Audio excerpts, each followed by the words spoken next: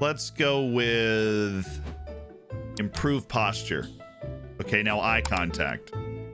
Personal player instruction for smile. Good. Now take your headphones off. And use your hands. Use your hand. Keep using your hands. Jazz hands. Jazz hands, man. Use your... Beautiful. I'm glad those instructions work. I'd really be in trouble if they didn't. Today we're talking about how to get the best out of your team, out of your players, and how the exact same tactic can look completely different depending on what you're telling your players to do. This is definitely an advanced level video, and I've never met a person that was like, well, I can't handle the advanced information. But if you are just kind of new to Football Manager, we do have the whole Football Manager for Beginners series that we'll be wrapping up in the next month and a half or so that can onboard you essentially to the game. We're going to be talking about some very advanced stuff today. The player instructions on your players. Weirdly, I feel like I've not done this video before, so what we're going to do is we're going to crack open the old legendary Oriental Dragon save, which if you have not checked out, you can check out at the link down in the description where you can hang out on Twitch. There's also a second YouTube channel where episodes of each stream are posted. So if you don't like Twitch, you did the darn millennials or whatever, right? You don't like Twitch, you don't want to go on there. There are episodes, you miss a stream or something. Check those out on the live channel as well. Gadget does a great job editing those. This is the tactic we use in our Oriental Dragon save. It changes a ton based off what personal instructions we put on the different players. And the reason, as so often I'm making this video, is because recently we've been really experimenting with that sort of stuff to great effect. I think we found a team that ends up playing a lot better than it used to now.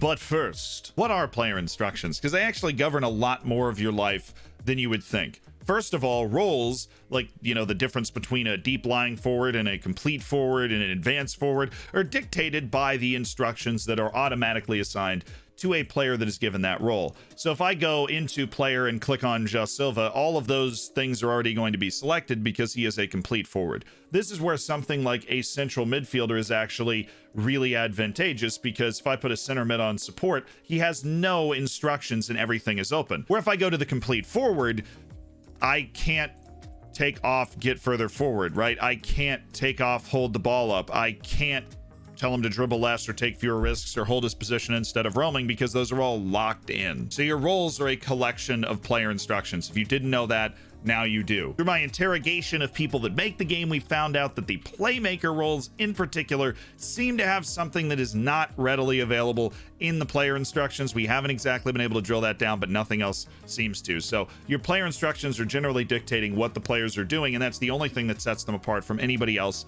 in their role. And I'm fortunate in Oriental Dragon, we actually have a midfield that's going to help me illustrate a bunch of different ways that you can react and adjust things. And that starts with a guy named Anssi K. The first thing you notice when you look at this guy is probably that he has 19 jumping reach and he plays central midfield. This automatically sets off a thing in my brain. This guy needs to get into the box as much as possible, which is why, if you saw the preset tactic, he is a central midfielder on attack. The central midfielder on attack is going to have a player instruction to get further forward. What do I not want him to do?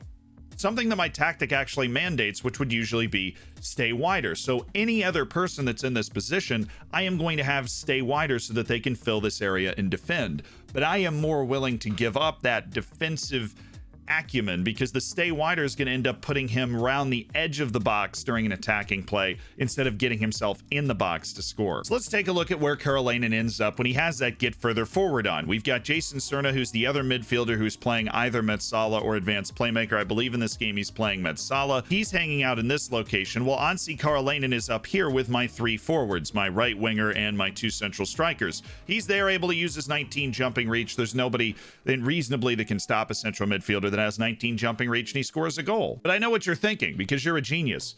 Wait a second, Zealand. Metsala also has get further forward. Metsala's also got a couple of other things. You've got moves into channels and roams from position. This means that the player is going to look to get into channels, into wider areas on the outside of the fullbacks, on the outside of the center backs, fullbacks, channels. On the outside of the center backs, rain. Power. And the roam from position means they're going to go wherever they darn well please to try and get themselves on the ball. Now, Jason Cerna also has a very particular conflict, and you'll see it when you come into the player instructions here on this get further forward. We've got a little caution sign. That's because he has the player trait to come deep and get the ball, which means that he is in direct conflict with what he's being told to do.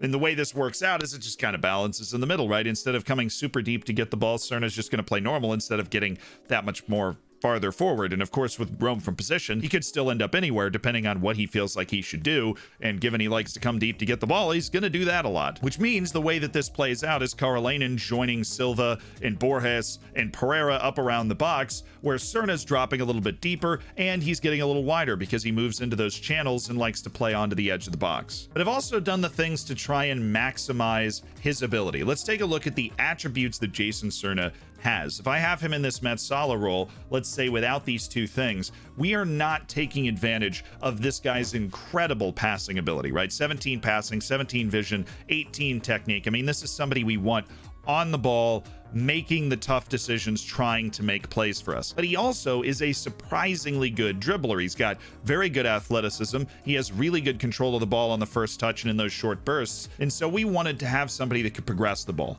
Anssi Karolainen's too tall. He's not fast enough. And Katsiki's behind him is just not the type of guy I want handling the ball, right? He's a ball winner. And so Jason Cerna is my central midfield version of progressing the ball. Then we also have the wing on the outside. My forwards can run with it, but I want somebody that can pick the ball up and run with it as well. And so we have dribble more and then take more risks, which is asking him to be more aggressive trying to make plays with his passing, because there's nobody on our team we would rather have be more aggressive and try and make plays with their passing, especially when we have an array of not 3 but 4 players with Karolainen up there as well that are trying to get open in front of him as he drops a little deeper to get on the ball. The reason that Cerna is a Metsala instead of tweaking that, maybe you make him a playmaker, is because playmakers shoot less often, and Jason Cerna has 17 long shots. And I'm not gonna lie to you, that drives me absolutely insane. And it is hard-coded. It is not something that you can turn off. Otherwise, you're right, a playmaker would make sense here. He doesn't have the defensive acumen to play something like a box-to-box or a central midfield on support, at least somebody that we don't want to rely on him as a defensive option. And so we turn him into an offensive option. And we've got a ball winner behind him that's able to clean up any messes. But this is where you start to look for roles that are going to lock in particular player instructions that will be helpful. I hate on roaming playmaker all the time, but locking in take more risks and roam from position takes advantage of his great off the ball movement, takes advantage of his excellent passing ability, and would allow me to add in the dribble more as well if I wanted him to have the emphasis of carrying it forward. And this is honestly something that I'll probably explore if I feel like I don't want to put as much pressure on the channels and I just want to put equal pressure on everywhere. Actually, the script in making this video has really helped me. I haven't done that before, but we're definitely going to use him as a roaming playmaker in future matches. But let's look at my other midfielders. Like when I rotate, how does this change? And how does it keep the tactic effective? Because we're doing this with midfielders because I have a very diverse set of midfielders, but this can work for you in every set of positions, from your wingbacks to your strikers to your wingers. And it will change the way that your tactic plays, but at the same time, maximizing the strengths of your different players, keeping the kind of emphasis together. So let's head to my bench. First there, we've got a guy named Petar Todorov, 20-year-old Bulgarian who's shown a lot of, he's developed at the club, right?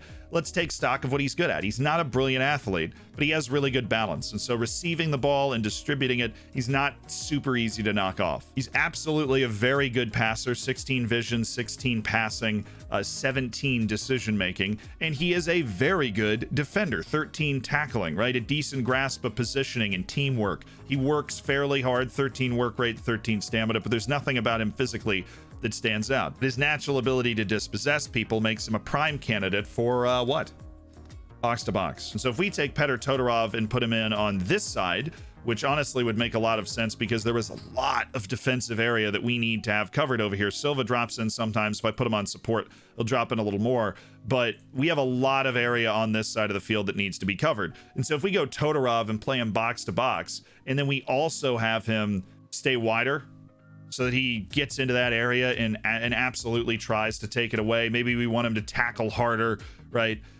That's something that we should do. but we probably don't want to ask him to take more risks. As well, he's a good passer. There are some limitations here. He does not have excellent ball control. His dribbling and first touch are not good, but there is the added advantage on the roam from position that he's a decent goal scorer. 11 finishing, 12 long shots, 14 composure. If this guy's in the box with a chance at goal, he's got a better opportunity than most midfielders to actually put it away. But he's not like a brilliant mover or anything. He's just a reliable option wherever he turns up on the field to be able to pull something off. And so that roam from position is good. Obviously, if I feel like we need some playmaking emphasis, we're playing a B team and he's the starter, I'm going to tell him to take more risks. He's going to be our guy that's going to do that. I don't want him shooting more. I don't want him dribbling more, right? He's not a particularly great dribbler. And if we have good defensive screening behind him, I can tell him to get further forward too, get him in the box, and he can make something happen. Like if Carl Lanin's not there, I've definitely had Todorov playing on the left, and I've get further forward, but also on a box to box. And so he's still trying to screen, maybe a tackle harder. It's a different player than Anssi K, someone I count on in defensive duties, and then I don't need to be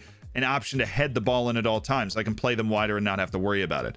Then there's He Shin. This guy's 5'3". He's 149 pounds though, so at least he hits the gym. He's got 8 strength. But he is an absolute merchant for one thing. He's a vision merchant.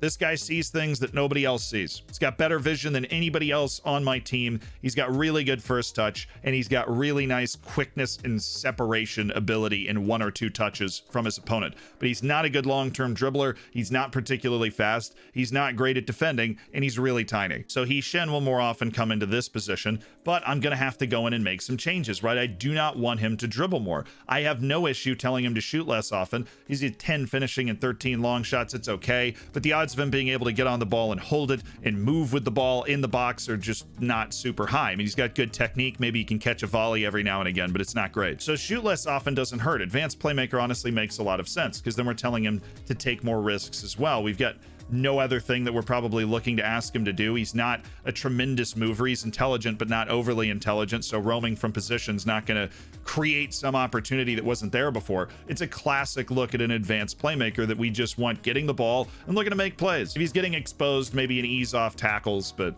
he's just pretty bad at it. And thus, we got these two guys in, our tactics playing differently. We've got Petr Todorov is getting over into this flank position, and He Shin is getting into this area, but he's not looking to shoot. He's not looking to create for himself. He's looking to create for other people, and is actively getting the ball funneled in to him and then funneling it out. So we're going to track He Shin on this play, so you can understand how that advanced playmaker out of the midfield is going to play in this setup. You can start to visualize for yourself how people are going to play for you. So advanced playmakers are generally going to demand the ball. So He Shin's coming towards the throw-in. He's able to receive it, and then he's going to work his way towards the middle. Advanced playmakers only have dribble more on attack, so he doesn't have the emphasis on dribbling. He's just carrying the ball and looking to knock it away. Now, what we saw from Jason Cerna was a willingness to get in and around the box, and he's playing as a Metzala, or when I'm playing him as a roaming playmaker in the future, somebody that's going to be looking to get in there a little bit more. We've got He Shin's hanging out right next to my ball winner right now, even as this is popped wide. Lazar Pavlovich is playing the exact same position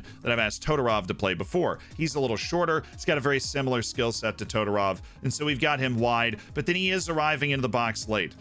Even as a wide player, you do arrive into the box late. You're center mid on attack. You're eventually going to get further forward, and that is what he did there. But you see where He Shin is on this play. He is outside the box. I want at all times one of my two midfielders to get in there, and even though He Shin's got a different skill set in terms of his movement and his dribbling to Jason Cerna, he's still serving that similar role of being out here. He's a little more passive than Cerna when it comes to trying to find goals, obviously. Then Pavlovich, at 5'3", he's not adding much when he gets into the box. Todorov's decently tall, so it's better when he gets there, and that's why I kind of hope and will funnel possession to the left every once in a while so that he gets involved more over there and not as much in the box. But we dealt with this in a fairly recent Save Your Saves video. When you have everybody trying to make plays and passes, you're just not going to be as successful. So you need different types of players, and we're very fortunate to have collected a very large group of different types of players that are around. This is Pavlovich, by the way. He's a good passer, offers a little bit more in dribbling, and is somebody I'm a little more comfortable with in the channel, where Todorov I'm a little bit more comfortable with in the box. But Lazar Pavlovich is not nearly the defender Petr Todorov is, which is where he loses it. But He's a much better mover. That roam from position is absolutely necessary, and the get further forward with roam from position is necessary to make him a dangerous threat. And this is all just in central midfield. We haven't even talked about my 4-man rotation at holding midfield, where I change between ball winning on support if I think a guy like Kitsikis is willing to contribute a little more. But then we go, oh, Urawath, you know, well, if we go Emmanuel or Urawath, we're not going to want him to be as aggressive because we're not as comfortable with his decision making in those, or his general like composure when he gets into those forward positions, right? He's more liable to turn the ball over. And so we want Kitsikis floating around a little more. We want to anchor a Urawath in a more particular position. Like those sorts of changes, you do this at every position. Having those multiple options is huge. Now this means that you are now breaking out of the mold of just having a bunch of different plug and play players, like, oh, this guy can do the exact same thing, or I've got 3 guys that play central midfield, or 3 guys that are advanced playmakers, and so they're all the same, right? Jason Cerna, Petr Todorov, and He Shin are all advanced playmakers, and they can play completely differently. Like they come in and check in as advanced playmakers, and they play a completely different ball game. So you've got to step out to get the most out of your team and figure out how to squeeze the talent out of these players, because if they've got a lot of green in some good spots, you should be able to use them. But if you're asking them to do things that they can't do, that's probably why their rating is so low. If you want me to talk about this sort of thing at different positions and what player instructions I use in order to get desired results, then obviously leave a comment down below. But now go back to your save. Midfielders are definitely the most interesting one because they can go literally anywhere. But use that. Use the go. Go win the Champions League or something. Go now. Or watch another video while you're winning the Champions League. That's cool too.